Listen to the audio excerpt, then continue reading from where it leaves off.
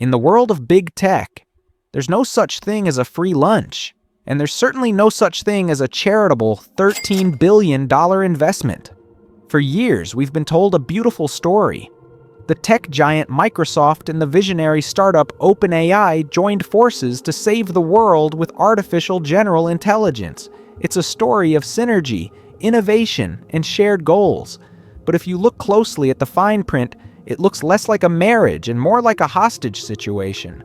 Microsoft didn't just buy a seat at the table, they bought the table, the chairs, and the oxygen in the room. Think about it. OpenAI is the most famous AI company on the planet, yet they don't own the computers they run on. Every time you ask ChatGPT a question, OpenAI has to pay rent to Microsoft's Azure servers. Every breakthrough they make, Microsoft gets a 49% cut of the profits. It's a brilliant, cold-blooded strategy executed by Satya Nadella. He didn't need to buy OpenAI and face the nightmare of antitrust lawyers. He just built a golden cage around them. Now, OpenAI is the world's most expensive research department for Microsoft, and Sam Altman is the most famous employee who doesn't technically work for Redmond. The alliance is a masterclass in corporate co-opetition. While they share the stage, both giants are quietly building the weapons they will eventually use against each other. The honeymoon is over. The power struggle has begun. The tension isn't just a theory, it's baked into the software. Have you noticed the identity crisis happening right now? On one hand, you have ChatGPT, OpenAI's crown jewel. On the other, you have Microsoft Copilot. They use the same brain, the same models, and the same data. They are literally competing for the same users using the same technology. Microsoft is taking OpenAI's research, slapping a Pro sticker on it, and integrating it into Windows, Office, and everything else you use. They are commoditizing OpenAI before OpenAI can even build a stable business model. And let's talk about the November Coup. Remember when the OpenAI board fired Sam Altman? That was the moment the mask slipped. Within hours, Satya Nadella was on Twitter, basically saying, if Sam leaves, he comes to Microsoft, and he brings everyone with him. In one weekend, Microsoft showed the world who really pulls the strings. They didn't care about OpenAI's nonprofit mission or their safety concerns. They cared about the talent and the code. They were ready to absorb the entire company in a heartbeat. It wasn't a rescue mission, it was a hostile takeover disguised as a job offer. Microsoft has a history, and it's a bloody one. Embrace, extend, extinguish. That was their internal mantra for decades.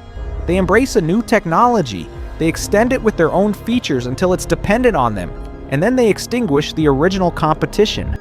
We saw it with Netscape in the 90s, and we're seeing the embrace and extend phases with OpenAI right now. Microsoft has integrated OpenAI's GPT models so deeply into Azure that for many enterprises, OpenAI is Microsoft. But here's the twist. Microsoft is already preparing for the extinguish phase. While they are funneling billions into Sam Altman's pocket, they are quietly building their own internal OpenAI killers. Have you heard of the Phi models? Or the MAI-1 project? Microsoft is hiring the best minds from Inflection AI and Google DeepMind to build models that don't belong to OpenAI. They are training their own in-house brains so that one day when the contract with OpenAI becomes too expensive or too annoying, they can simply flip a switch and say, "Thanks for the data, Sam. We'll take it from here." Dependency is a dangerous game. OpenAI provides the intelligence, but Microsoft provides the compute. In the AI era, GPUs are more valuable than gold, and Microsoft owns the mines. Exactly. OpenAI is compute poor. Every time they want to train a new model like GPT-5 or Sora, they have to beg Microsoft for more chips. They're like a brilliant architect who doesn't own a single brick. This gives Microsoft total leverage. They can slow down OpenAI's progress if it conflicts with Microsoft's product timeline. They can demand deeper integration into Windows in exchange for more H100s. It's a digital feudal system, and OpenAI is the talented peasant working the Lord's land. Sam Altman knows this. He's not stupid. That's why he's frantically traveling the world, trying to raise trillions of dollars to build his own chip factories. He's trying to buy his freedom. He knows that as long as he's dependent on Microsoft's hardware, OpenAI will never truly be an independent company. He's playing a high-stakes game of poker against the House, but the House, Microsoft, has a camera pointed at his cards. Every move OpenAI makes is visible to the Microsoft engineers who maintain the servers. What happened to the non-profit dream? OpenAI started with a mission to build AI for everyone, not for shareholders. But you can't fight a god-level tech war on a non-profit budget. To survive, they had to sell their soul to the biggest corporation they could find. Now the mission has shifted. It's no longer about safety first, it's about product first. They are rushing out features, cutting corners on copyright, and pushing the limits of what's ethical, all because they have to justify that $13 billion price tag. The original founders of OpenAI, the ones who truly cared about the philosophy of AI, are mostly gone. They've fled to companies like Anthropic, crying foul about the commercialization of AGI. What's left is a lean, mean, profit-seeking machine that is being steered by Microsoft's bottom line. When you use ChatGPT today, you aren't using a tool built by a group of idealistic researchers.